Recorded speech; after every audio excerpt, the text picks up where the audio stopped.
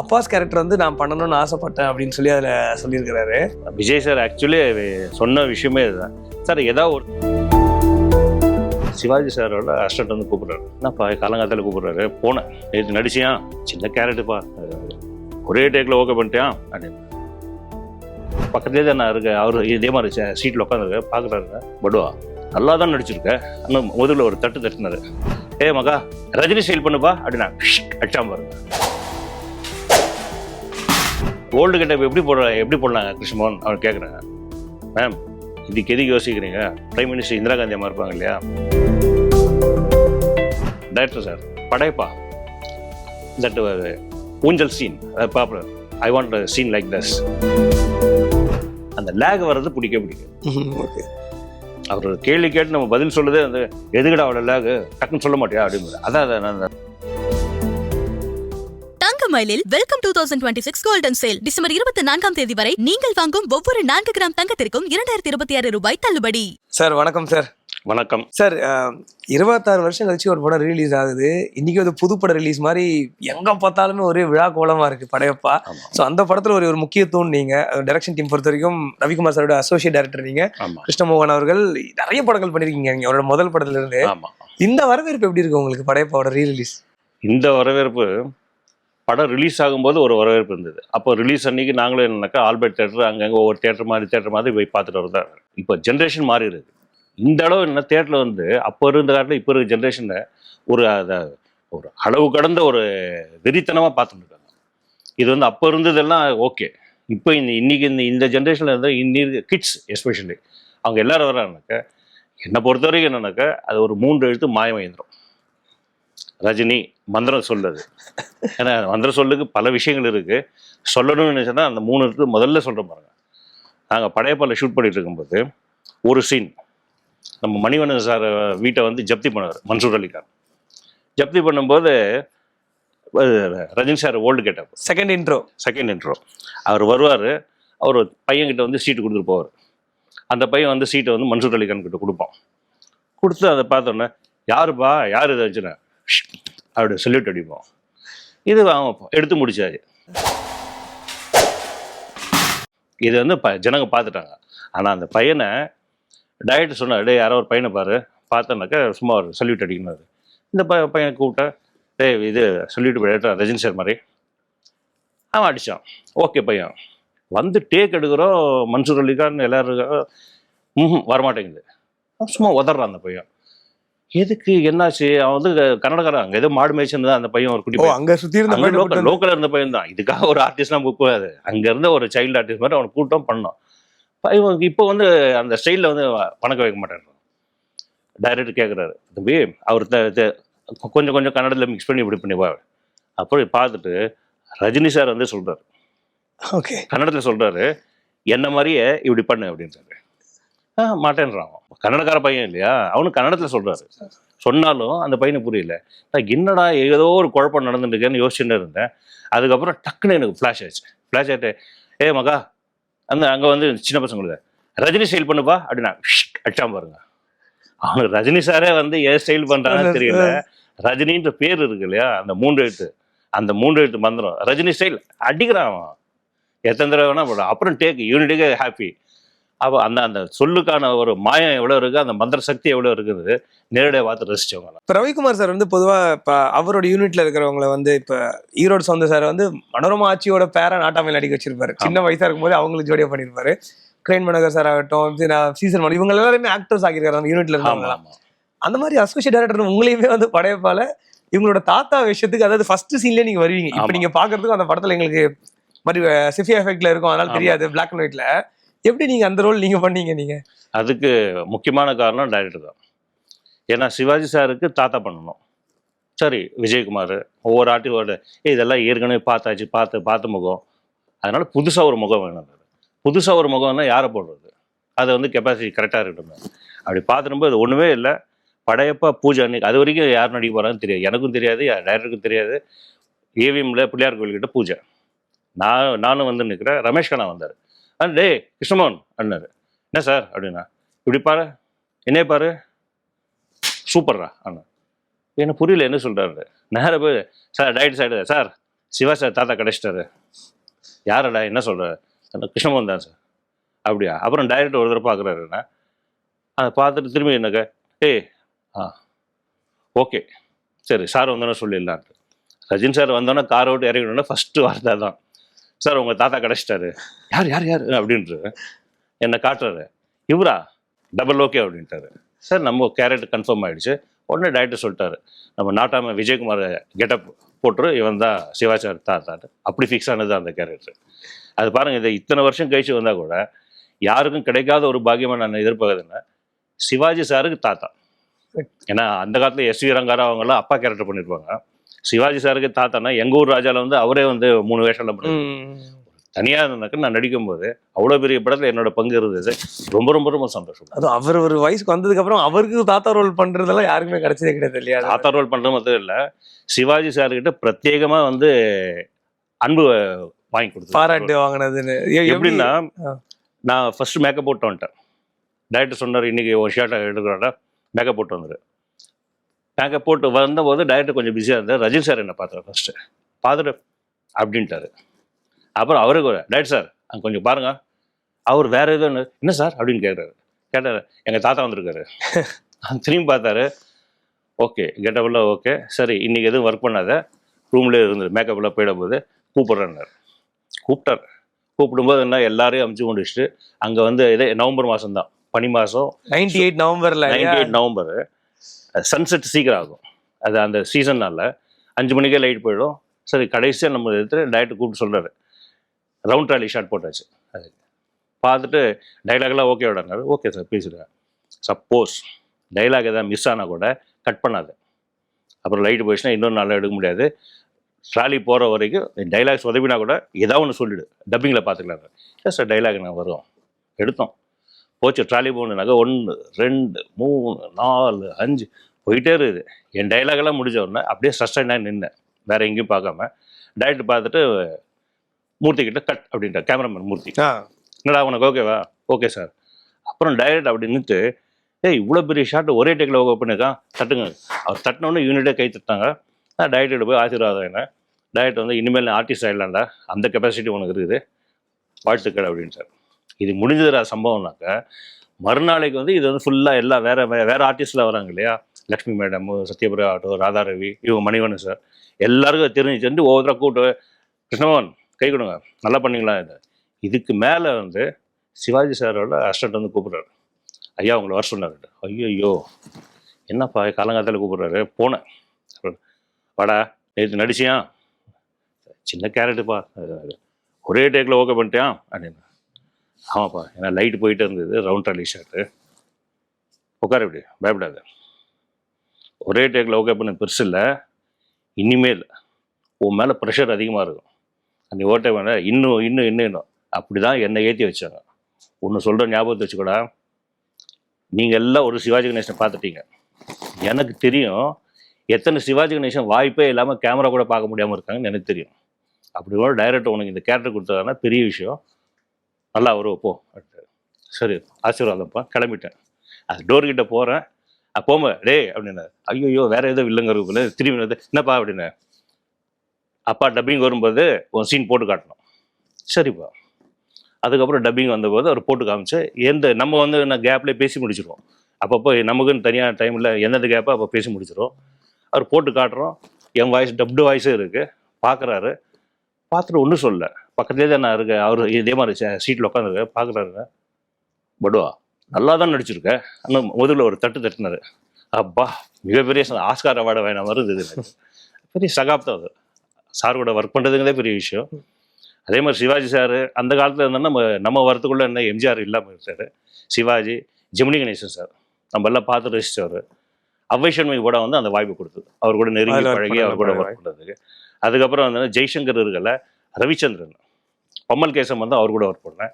நாகேஷர் கேட்க வேண்டாம், நிறைய படங்கள் ஏன்னா அந்த காலத்தில் நம்ம ரசித்த ஆர்டிஸ்ட் அவங்களோட திரும்பி நம்ம போய் வேலை செய்கிறோம், அவங்க ஒர்க் பண்ணுறது பக்கத்தில் பார்க்குறோம், பெரிய பாக்கியம். எல்லாம் எனக்கு வந்து கே.எஸ். ரவிக்குமார் சார் எனக்கு குருவால, என் குருநாதர்னால எனக்கு கிடைச்ச பாக்கியம் அது. ஒரு காட்சி படம் ஆரம்பிச்சதுலேருந்து அங்கே உங்களுக்கு ஒரு பிக்கப்ன்றது எடுத்ததுலேருந்தே மொமெண்ட்டாக தான் இருக்கும் எல்லா சீக்வன்ஸுமே.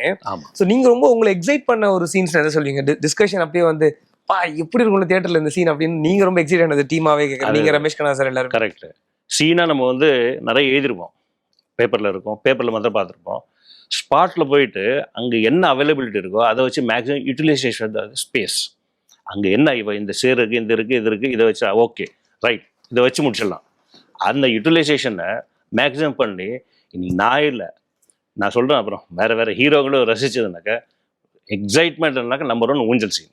பா இப்ப ரிப்பீட் போடுறாங்க சார். ஆமா, தியேட்டர்ஸ்ல வந்து 2 வாட்டியில ரிப்பீட் போடுறாங்க. ஏன்னா அந்த ஊஞ்சலை இறக்குறதாகட்டும், நடந்து வந்து கால் மேல் கால் போட்டு உட்கார்றதாகட்டும், அதுக்கு ஏற்ற மாதிரி என்ன அத்தனை பேர் பார்த்துட்டு இருக்கிற அந்த ஒரே ஒரு காட்சிக்கான டைலாக ரம்யா கிருஷ்ணன் வாயாலே சொல்லுவார். அவங்க நீலாம்பரி வந்து மின்சார கண்ணா வயசானும் அழகும் ஸ்டைலும் மாறவே மாறாது, அது என்னைக்குமே மாறாது. வயசானாலும் உன் ஸ்டைலும் அழகும் இன்னும் ஒன்று விட்டு போ. அது அந்த ஸ்டைல வந்து இப்போ சிரஞ்சீவி சார் வந்து அடுத்த படம் மாட்டாரு.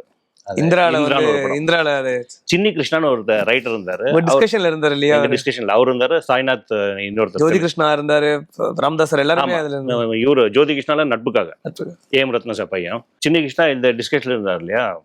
இந்திரா படத்துல வந்து கேட்குறாரு சிரஞ்சீவி, அது படையப்பால பண்ணியிருந்தீங்களா அதே மாதிரி எனக்கு ஒரு ஊஞ்சல் சீன் வேணும், அதுக்கு அது பண்ற மாதிரி ஒரு சீன் பண்ணி சேரை வச்சு இருக்கிற மாதிரி பண்ணி சிம்மாசனம்னு ஒரு டயலாக்ல இது வந்து இமிடியேட் 2012 வந்து, ஆமா 2012 போலீஸ்கிரி ஹிந்தி படம் பண்றோம்.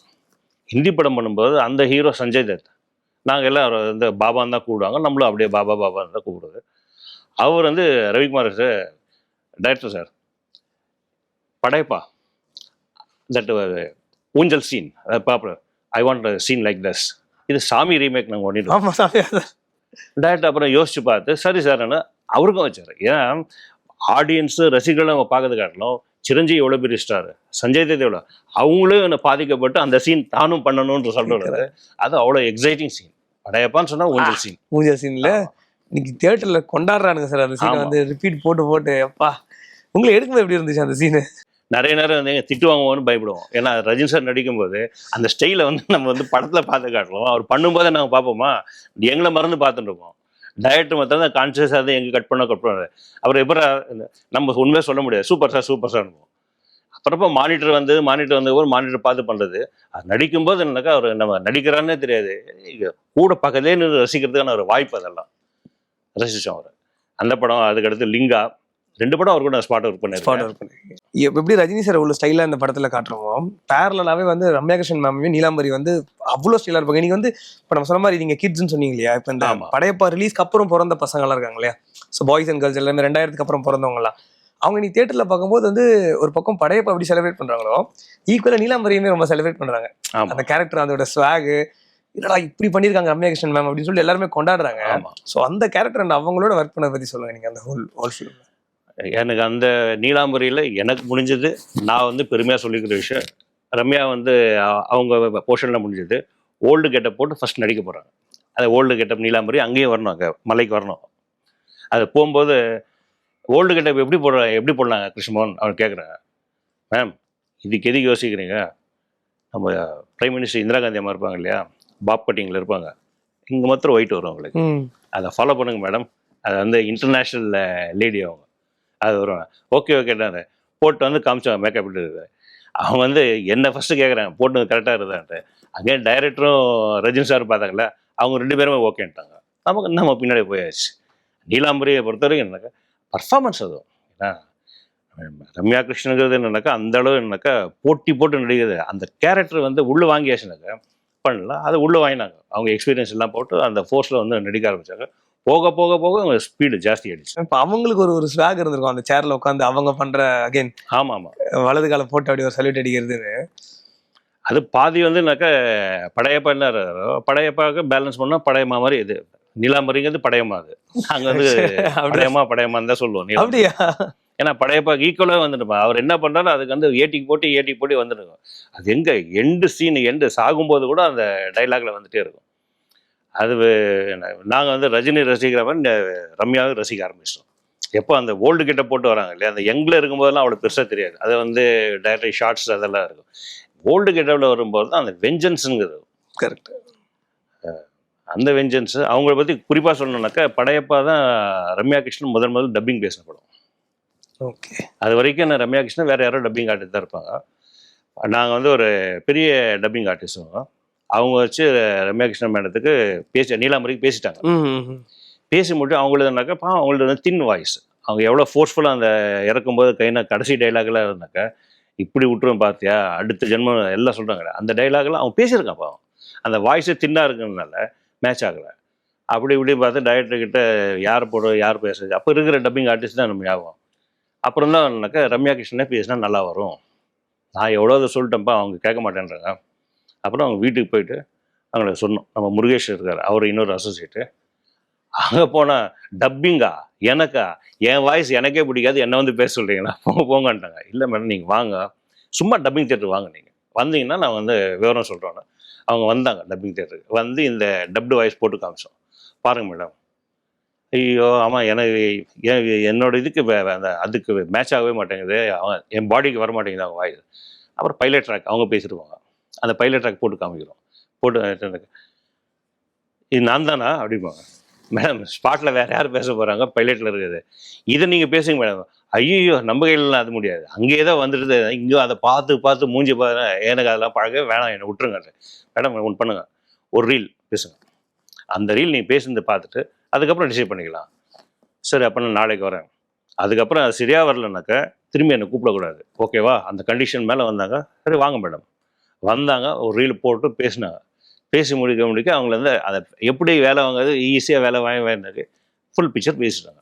ஆனால் அந்த படம் படையப்பா வந்து நீலாம்பரி எப்போ பேசி முடிச்சாங்களோ அதுக்கப்புறம் அந்த ரம்யா கிருஷ்ணன் மேடம் படம் எல்லாம் அவங்க வாய்ஸ் தான். அது தெலுங்கு ஆகட்டும் தமிழ் ஆகட்டும் எந்த பாஷையாக இருக்கட்டும் அவங்க தான் பேசுவாங்க. ரிலீஸ்க்கு முன்னாடி ரஜினி சார் வந்து எல்லா ஒர்க் பண்ண டெக்னீஷியன்ஸ் ஆக்டர்ஸ் எல்லாருக்குமே, சிவாஜி சார் நாசர் சாரை தவிர்த்து பெரிய ஆட்களை தவிர்த்து மற்ற எல்லாருக்குமே வந்து டபுள் மடங்கு மறுபடியும் காசை கொடுத்தாங்க சம்பளமானு சொல்லிட்டு. ஸோ டெக்னீஷியன் தான் உங்களுக்குலாம் எப்படி என்ன நடந்தது? எங்களுக்கு அசிஸ்டன்ட் டைரக்டர் நாங்கள் வந்து நம்ம அசிஸ்டன்ட்டு அசோசியேட்டு கோடைரக்டர் அதெல்லாம் பேர் நம்ம டைரக்ஷன் டிபார்ட்மெண்ட் டைரக்டர் கீழே வரணும், டைரக்டர் அசிஸ்டன்ட். நம்ம நான் வந்து கோடைரக்டர் டைட்டில் வாங்கலாம், நம்ம அசோசியேட் டைட்டில் வாங்கலாம். மற்றபடி எப்போ எங்கே போனாலும் டைரக்டர் அசிஸ்டன்ட்பா.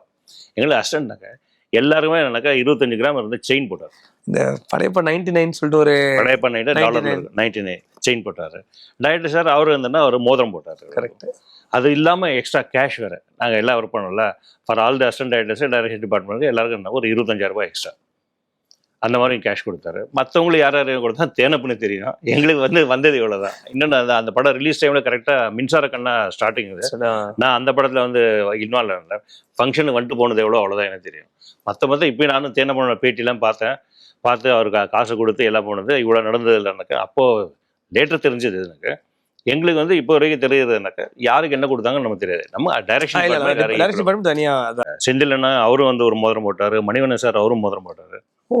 அவங்களும் போட்டாங்க. டைரக்ஷன் டிபார்ட்மெண்ட் எங்களுக்கு வந்து இது வேற யாருக்கு கொடுத்தாங்களோ கொடுத்தாங்கன்னு நமக்கு தெரியாது. படம் முடிஞ்சவங்களும் தனியாக இவங்க செஞ்சிருக்காங்க, தனியாக செஞ்சிருக்காங்க. ஏன்னா எல்லாருக்கும் அந்த படத்தில் வந்து படம் ஷூட்டிங் போதுலேருந்தே அந்த எல்லாம் ஒரு பெரிய வெற்றி படத்தில் பண்ணுறோன்னு ஒரு ஃபீலிங் வந்துருச்சு. ஷூட்டப்பே வந்துருச்சு. ஷூட்டப்பு இவ்வளோ பெரிய பிரம்மாண்டமான கேஸ்டிங்கு, அந்த கதையை சொல்கிறதுக்கு இவ்வளோ பேர் வந்தாங்க. அதை பார்த்து சொல்லுவார் மணிவண்ணன் சார். ரஜினி சார் அவரோட லைஃப் டைமில் இது வந்து மைல் ஸ்டோன் எழுதி வச்சுக்கோங்க பாரு. சொன்னது அப்படியே தான் நடந்தது. அதுக்கப்புறம் மின்சார கண்ணாலே இமிடியேட்டாக வந்து நடிக்கிறேன். அப்போ வந்து சார் 100 நீங்கள் சொன்ன வார்த்தை கரெக்ட் சார், சந்தோஷப்படுவோம். மியூசிக் ரஹ்மான் சார் வந்து இன்னைக்கு ஒரு சாங்குமே கான்சர்ட் மாதிரி இன்னைக்கு எல்லாருமே தியேட்டர்ல ஆடுறாங்க. எம்பேர் படைப்பாகட்டும், சுத்தி கிக்கி ஏறுது, வெற்றி கொடி கேட்டு பாட்டு போட்டாலும் எல்லாருமே பறக்குறாங்க பசங்க கிட்ட. ஸோ சாங்ஸ் உங்களுக்கு அது பிக்சரைஸ் பண்ணும்போது எப்படி இருந்துச்சு உங்களுக்கு? அதை பிக்சரைஸ் பண்ணுறது டெய்லி இருந்தாக்க ஸ்பாட்டில் வந்து கூஸ் பம்பிள்ஸ் தான். ஏன்னா அந்த கிக்கேர் சாங்கில் அதுவும் டைரக்டர் கூட வந்து அதை சஸ்பெண்ட் மாதிரி அவர் அந்த கை மறைச்சின்னு வர்றது, அதுக்கப்புறம் ஆடுறது, அந்த தியேட்டரில் இவங்க பண்ணுற அட்டகாசம் நாங்கள் வந்து செட்டில் பண்ணிட்டு இருக்கோம். அப்படி நம்ம உள்ளுக்குள்ள ரசிகர் இருக்கானே சார். நம்ம வந்து கமல் ஆகட்டும் ரஜினி ஆகட்டும் எல்லாரும் நம்ம வந்து அவங்கள வந்து ரசிகனா பார்த்து அதுக்கப்புறம் தான் அவங்க கூட நடிக்க ஆரம்பிச்சு, அவங்க கூட வேலை செஞ்சு. அவங்க முன்னாடி தியேட்டரில் எவ்வளோ படங்கள் பார்த்து அதுக்கப்புறம் தான் அவங்க கிட்ட ஒர்க் பண்ண ஆரம்பிக்கிறோம். அந்த ரசிகன் உள்ள இருக்கும். அவங்க போய் ஒர்க் பண்ணும்போது அவங்க பார்க்கும்போது அந்த ரசிகன் தான் உள்ள துள்ளி குளிச்சுன்னு. இப்போ இந்த படம் வந்து ஒரு 4.5 கிட்டத்தட்ட 20,000 அடி எடுத்துட்டோம் அப்படின்னு ரஜினி சார் சொல்லியிருக்காங்க. அவ்வளோ லென்த்துன்னு. இதில் மிஸ் ஆன சில சீன்ஸ் இப்போ எல்லாம் யூடியூப்ல டெலிட்டட் சீன்ஸ் அப்படி நிறைய பார்க்குறோம் சார். அந்த மாதிரிலாம் அப்கோர்ஸ் அப்போ வந்து நமக்கு ரீல் அப்படின்றதுனால வந்து அதை நான் சேமிச்சு வைக்காம விட்டுட்டேன்னு சொல்லி ரவிக்குமார் சாரே சொன்னார். இருந்தா நான் இன்னைக்கு கூட ரீல் அதாவது அதில் இப்படி மிஸ் ஆன ஏதாவது முக்கியமான காட்சிகள் நீங்கள் ரொம்ப ரசிச்சது, ஐயோ இது வைக்க முடியாமல் போயிருச்சுன்னு ஏதாவது 1-2 சொல்ல முடியுமா? அப்படின்னு மிஸ் ஆன சீனுன்ட்டு தனியாக தூக்கி போடுறது இல்லாமல் எல்லா சீனுமே என்னன்னா ட்ரிம்மாகி தான் இருக்குமே. சீனை தூக்கல சின்னதா அங்கங்க அதான், வேண்டாம் லேக் வரும் தூக்கிடுவோம். பெரிய சக்சஸ்ஃபுல் கமர்ஷியல் டைரக்டரா இருக்காருனாக்க முக்கியமான காரணம் என்னன்னாக்கா அந்த லேக் வர்றது பிடிக்காது. ஓகே. அவர் கேள்வி கேட்டு நம்ம பதில் சொல்லுதே அந்த எதுக்கடா அவ்வளோ லேகு டக்குன்னு சொல்ல மாட்டியா அப்படின்னு. அதான் அந்த லேகுங்கிறது வார்த்தையே பிடிக்காது, இதுலயே பிடிக்காது. இந்த படத்துல வந்து வைக்க மாட்டாரு. அதனால தான் அதெல்லாம் இன்னொன்னு நம்ம படமா பண்றோம்னாக்க இவ்வளவு படங்கள் பண்ணி இருந்தாலும் பார்த்த சீன் திரும்பி பாடக்கூடாது. ஏற்கனவே இந்த சாவு இதெல்லாம் நிறைய பார்த்துருப்போம். அதில் போய் டைம் வேஸ்ட் பண்ணி அதுக்கு லெங்க் ஃபுட்டேஜ் எல்லாம் கொடுக்குறதுக்கு ஏதாவது அதில் ஒரு இன்சிடென்ட் இருந்தது, அதுக்கு தேவைன்னா சாவு ஊர்வலம் நடக்குது, ஊர்வலம் போது ஏதாவது மேட்ரு நம்ம எதாவது வச்சிருந்தோம்னாக்க அப்போ அந்த சீன் போகலாம். இல்லைன்னா அது முடிஞ்சு போச்சு, அவ்வளோதான் ஃபினிஷ். அது முடிஞ்சால் அடுத்து ஃபோட்டோக்கு மாலை போட்டாச்சுன்னா முடிஞ்சு போச்சு கதை. அந்த மாதிரி அந்த ஸ்பீடில் போயிடுவாங்க. அதனால தான் வந்து அதெல்லாம் அதோட தான் எடுத்து அதுக்கு மேலே எக்ஸ்ட்ரா எடுக்கவும் இல்லை. இப்போ இன்னொரு விஷயம் வந்து இப்போ எங்க ரஜினி சாரையும் ரம்யகிருஷ்ணன் மேமையும் கொண்டாடுறவங்களோ, இன்னொரு பக்கம் வந்து இப்போ பார்க்குற இந்த தலைமுறை முதல் தடவை பார்க்குறவங்க மணிவண்ணன் சாருடைய பல வசனங்களுக்கு வந்து தியேட்டர்ல விசில் பறகுது. அதாவது வந்து ஆக்டிங் ஸ்டார்ட் பண்ணிட்டேன், எங்க அண்ணன் கண்ணிலே நிக்கிறாரு கண்ணு அப்படின்னு சொல்லிட்டு ஒரு போட்டோ எடுத்து மாட்டுறான்னு. ஆமாம், அந்த காட்சி ஆகட்டும், அந்த அவர் செருப்பு எடுத்து அவரே அடிச்சுக்கிறதாகட்டும், எங்க செருப்பு புதுசா அப்படின்னு சொல்லி அது அப்பயே நினைச்சு ஞாபகம் இருக்கு செந்தில் சார் கேட்கறது. அதே மாதிரி லட்சுமி அம்மா ஓகேன்னு சொன்னோடனே ஏர்ல காலை தொட்டு கும்பிடுவாரு வந்துட்டீங்க அப்படின்னு. லட்சுமி அம்மா அதே மாதிரி இவங்க இந்த மாதிரி கிரைனட் கல் மலை இருக்குன்னு சொன்ன உடனே லட்சுமி ஒரு வசனம் சொல்லுவாங்களே, தாருப்படியே இப்ப நம்ம அவர் யாரோட வேணா இருக்கட்டும் அப்படின்னு ஒரு சைட்ல அடிப்பாரு. ஆமா, அது டப்பிங்ல போட்டாரா இல்ல ஷார்ட்ல இருந்தா, ஏன்னா ஒரு மாதிரி அவுட் ஆஃப் ஃபோக்கஸ்ல இருப்பாரு சொல்லும் போது சைட்ல சொல்லும் போது சில விஷயங்கள் ஸ்பாட்லயே அடிச்சுட்டாரு, டப்பிங்ல ஃபில் பண்ணிருப்பாரு. அவர் எப்படி இருந்துச்சுன்னா ஒரு டைரக்டரா இருக்கிறதுனால ஒரு கட்டிருப்பாரு அந்த படத்துல வரும். கவுண்டருங்கிறது என்னன்னா அந்த மாதிரி வந்துட்டே இருக்கும், அவர்கிட்ட சொல்லிட்டே இருப்பாரு. நிறைய இடங்கள்ல சார் இது வேணாம் சார், சீன் டெம்போ மாறிடும்னு தடுப்போம், டக்குன்னு எல்லாத்துக்கும் கவுண்டர் அடிப்பாரு. அந்த மாதிரி அடிக்கிறதா. இன்னும் சிலதெல்லாம் டப்பிங்ல வந்து ஸ்பேஸ் இருந்தது, லிப் இருந்ததுனாக்கா பேலன்ஸ் அடிச்சிருவாரு. ஏன்னா இப்ப நான் கண் கூட பார்க்க முடிஞ்சது. இப்ப அந்த கிரைனட் பத்தி சொல்லும் போது இவங்க ரெண்டு பேரும் என்ன கிரைனட் தானே, அதான்டா மரத்துக்கடல 3 சீட்ல வரவங்களுக்கு அப்புறம் அதெல்லாம் தெரியும் அப்படின்னு அதெல்லாம் ஸ்பாட்ல அடிச்சது இல்ல, ஸ்பாட்ல அடிச்சது இல்லை. அதெல்லாம் வந்து அவரோட இயல்புக்கு டைரக்டர்ஸ் தான் நிறைய எழுதினது. அங்கங்க அவர் இம்ப்ரூவைஸ் பண்ணுவார். அவர் பேசுற டைலாக் எல்லாம் பார்த்துட்டாருனாக்கா அங்கங்க நோட் பண்ண டைரக்டர் கேட்பாரு. ஏன்னா அவரும் டைரக்டர்னால டைரக்டர் வந்து சார் இது நல்லா பேசுங்க, பரவாயில்ல சார் பேசுங்க சார் அப்படிப்பாரு. ரஜினி சார் கிட்ட ஒரு பட்ஜெட்டை கொடுத்து அதை விட ரொம்ப கம்மியாவே முடிச்சதாலதான் ரஜினி சார் ரொம்ப ஹாப்பி ஆயிட்டு இந்த காசை எதுக்கு பண்ண நீங்க திருப்பி அவங்க கிட்டே கொடுத்துருக்கேன். அவர் இந்த பட்ஜெட்டுக்கு வந்து ப்ரிப்பேர் ஆயிட்டாரு ரஜினி சார்.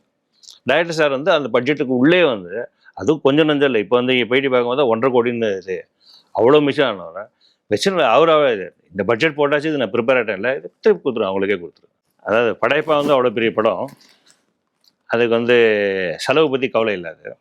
எந்த செலவை பற்றி எந்த கவலைப்படாத ப்ரொடியூசராக இருந்தாலும் ₹1 செலவு பண்ணுமா பண்ணு, ஆனால் அந்த செலவு பண்ணாமலே வந்து பண்ண முடியுமா, அது போ.